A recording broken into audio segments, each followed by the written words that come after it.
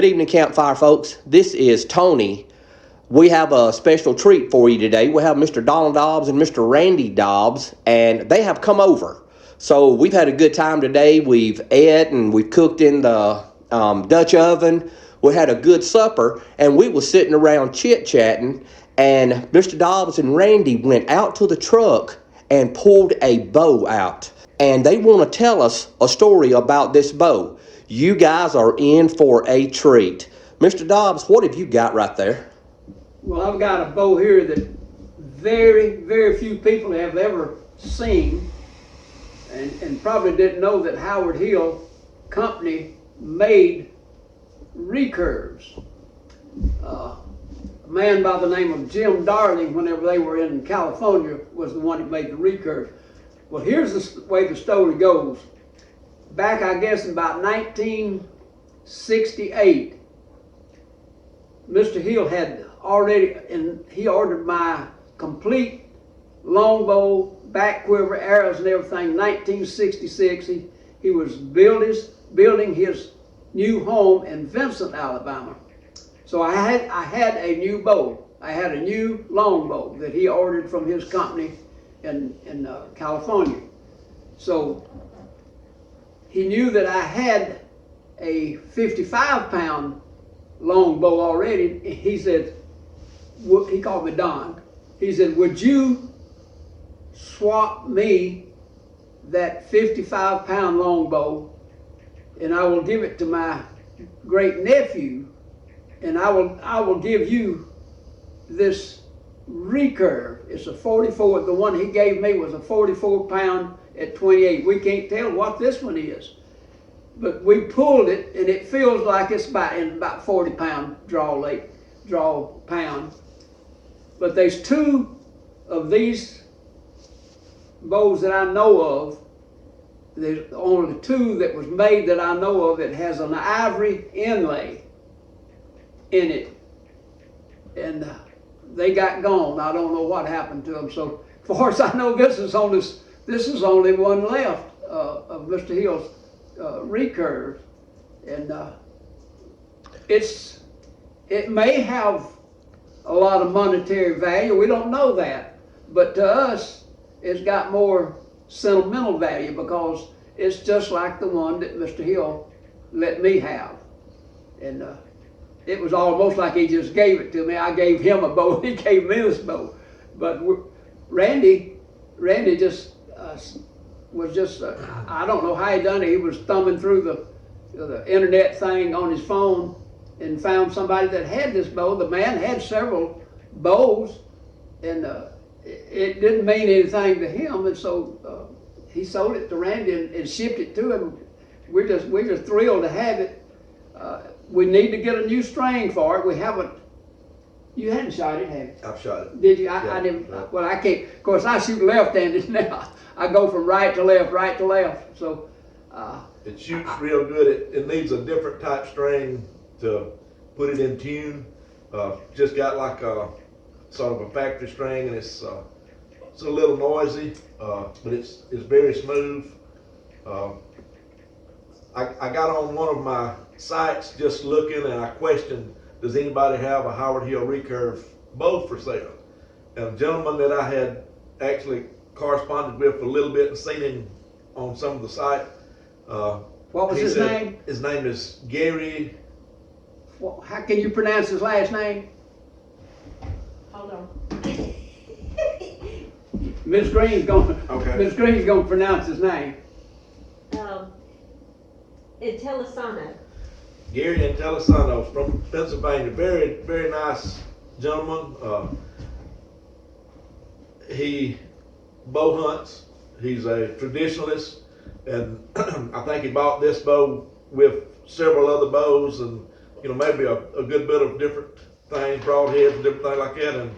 And we haven't been able to just contact Howard Hill's company. I called the Howard Hill Company. They don't have any. They don't have any information much Because this was way about way these back. bows or whatever, and he was like me, didn't have any information much, but I told him that we did have sentimental value as far as doing.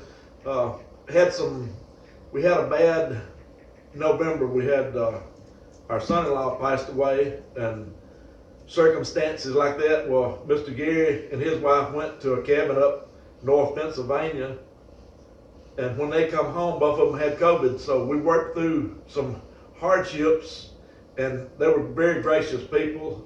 Went down to the post office after he got to feeling better to see how shipping was, and shipping was $30.88. And then being that like some of us are in our older generation, we don't know how to do a lot of stuff on the internet, so we had to have our children to help us figure out how to pay through PayPal, like that. But we was able to get Mr. Gary paid the same night that we were talking to him. He actually told us that it's showing up and it's come through, like that. So stuff like that's fast, but it'll take us 3 or 4 years to learn some of that, but we're intending to learn some. But we're just so proud of being able to get something like this.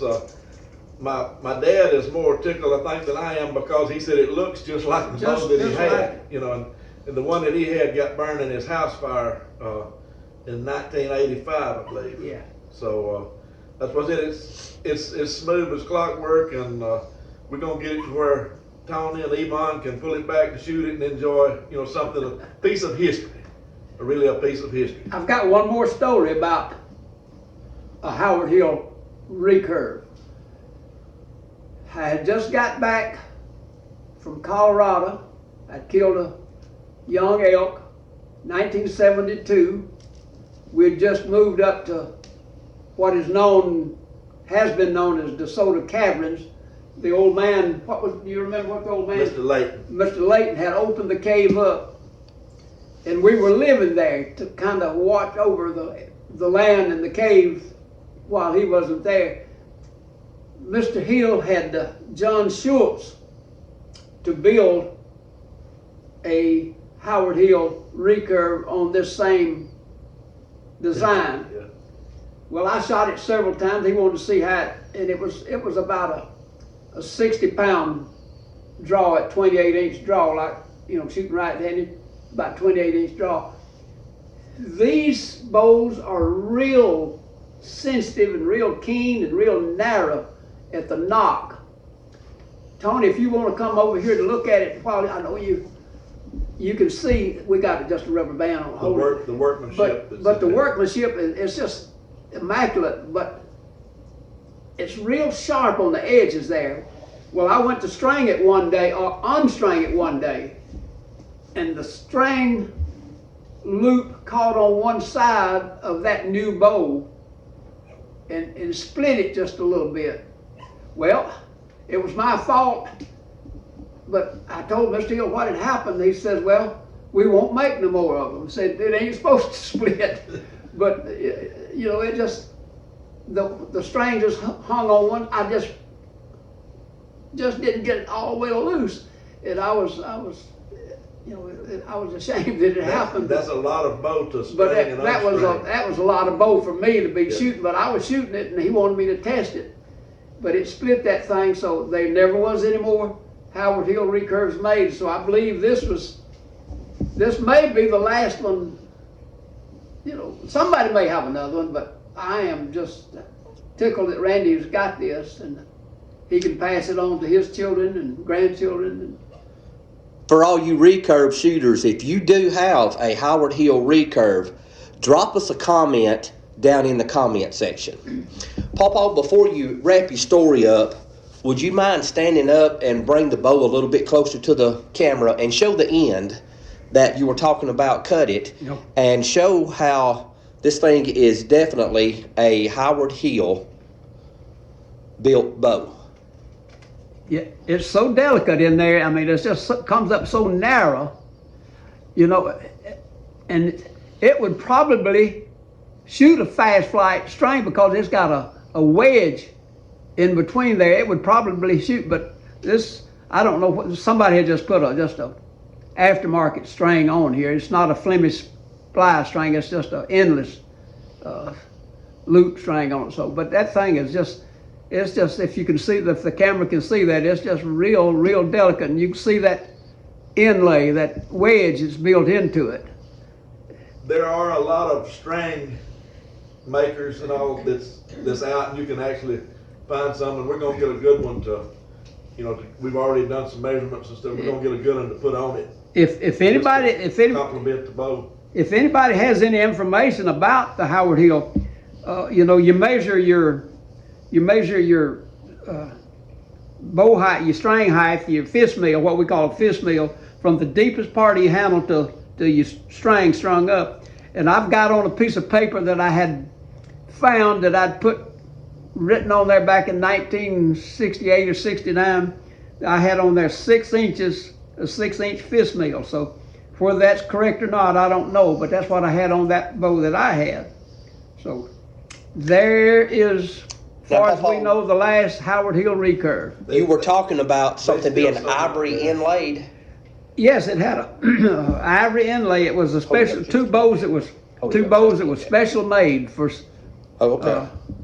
Mr. Hill had one and he had given the other one to some other dignitary, but I don't know Okay. to whom he gave it to. Okay. And the other one, we think we have found it. One of Mr. Hill's other close friends may have had it, and he's passed away, but his son may have it. So we're going to try to get it together and present it to people to see at the next Howard Hill tournament at Tanny Hill. It's going to be in May the 30th and 31st and June the 1st and 2nd, 4 days. And so there's going to be a big shoot there. Byron Ferguson's going to do his target shooting and everything. So it's going to be We'll probably bring our recurve there just to show folks. yeah, we're going to show it, see if anybody can give us any information. I did miss another one a few months ago, so there are a few of them out there, and one that I missed actually was bought by one of our disabled veterans, United States.